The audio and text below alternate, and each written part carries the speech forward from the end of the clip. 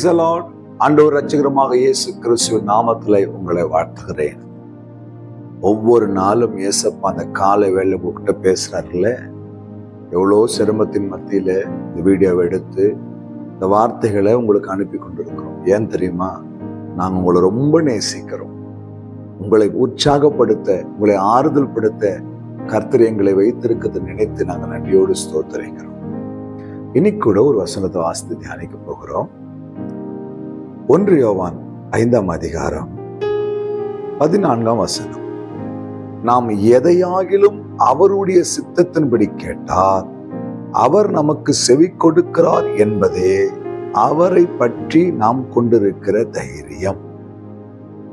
ஆண்டவர்கிட்ட கேட்கிறோம், நிறைய காரியங்களை கேட்கிறோம். ஆனா தேவ சித்தத்தின்படி கேட்கிற ஒவ்வொரு விண்ணப்பத்திற்கும் ஆண்டவர் செவி கொடுக்கிறார் என்கிற ஒரு தைரியம் நமக்குள்ள இருக்க வேண்டும். ஆகிலும் என் சித்தத்தின்படி அல்ல, உம்முடைய சித்தத்தின்படி ஆக கடவுது என்று இயேசு கிறிஸ்து பிதாவுடைய சித்தத்திற்கு தன் வாழ்க்கையை ஒப்பு கொடுத்தார்.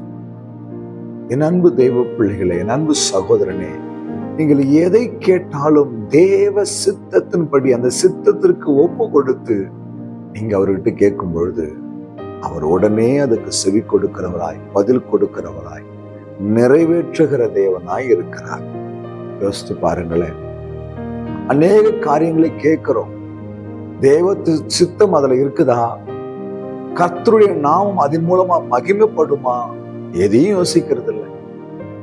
ஒரு மளிகை கடைக்காரன் லிஸ்ட் கொடுக்கிறது போல தேவனிடத்துல விண்ணப்பங்களை நம்ம ஏறெடுக்கிறோம். ஆனால் அதுல தேவ சித்தம் இருக்குதா? இது கர்த்தர் விரும்புகிற விண்ணப்பமா? இது என் சுயநலத்தினால் நான் கேட்கிற காரியமா? இதுல எப்படியாவது தேவனுடைய நாம மகிமைப்படுமா இல்ல தூஷிக்கப்படுமா? யோசித்து இருக்கிறோமா?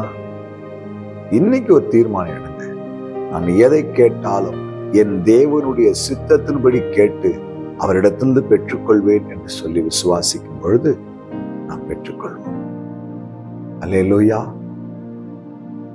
என் பிதாவுடைய சித்தத்தின்படி செய்கிறவனே அல்லாமல் என்னை நோக்கி கூப்பிடுற எந்த மனுஷனும் பரலோக ராஜ்யத்துக்குள்ள பிரவேசிக்கும்.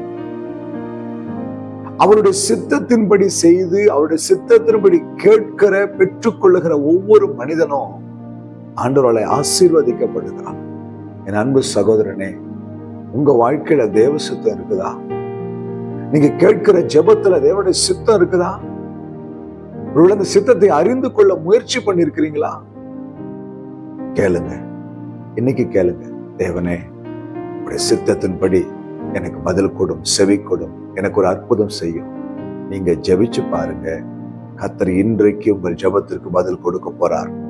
ஆண்டுடைய செவிகள் திறந்திருக்கிறது, பதில் வரும், அற்புதம் நடக்கும். சுவாசிக்கிறீங்களா? ஜெபம் பண்ணலாமா? கண்ணு மூடுங்க. அன்பும் இரக்கம் உள்ள ஆண்டவரே, இந்த வார்த்தைக்காக ஸ்தோத்திரம். ஆண்டவரே, நாங்கள் எதை கேட்டாலும் உங்களுடைய சித்தத்தின்படி கேட்டால் நீர் எங்களுக்கு செவி கொடுக்கிறீர் என்கிற நிச்சயத்தை எங்கள் உள்ளத்திலே கொடுப்பீரா. இந்த சித்தத்தின்படி கேட்க வாழ பெற்றுக்கொள்ள உதவி செய்யும். இயேசு கிறிஸ்துவின் நாமத்தில் பிதாவே, ஆமென். ஹல்லேலூயா. God bless you.